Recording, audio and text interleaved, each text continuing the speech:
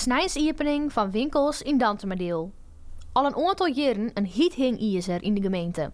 En nu na de raadsverkiezings waar een nieuw gemeentebestuur komt, vinden grote ondernemers dat dit het moment is om op Snijn de dwarren te openen. Bij het tuincentrum in de Westereen, een van de grootste van Friesland, stenen ze erom te springen. Juist daar gingen we bijvoorbeeld koopzondag in Ljouwert.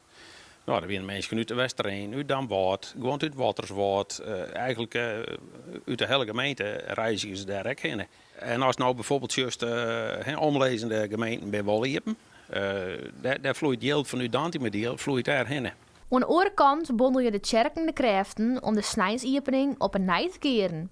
Ondernemers kunnen nog zo hard roepen. Het gros van het kerkelijk Dantemerdeel denkt heel oors over de invulling van de snijn. Is het niet heel goed om uit oogpunt van duurzaamheid, uit oogpunt van, laat ik zo zeggen, energiegebruik en tal van andere dingen, is het niet goed om eens een hele dag eens even niet te consumeren en eens even afstand te nemen van de dagelijkse drukte.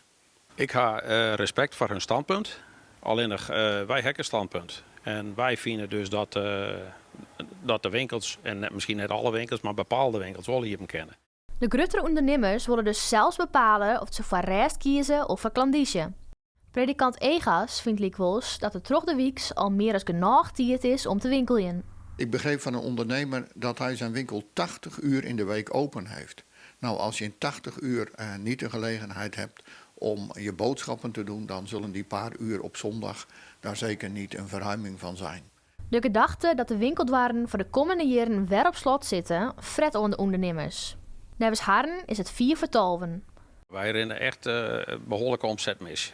Ik ben een ondernemer van de cijfers. Nou, en in deze tijd dat alles het duur is, elke euro die je verdienen kan, is gewoon is mijn naam.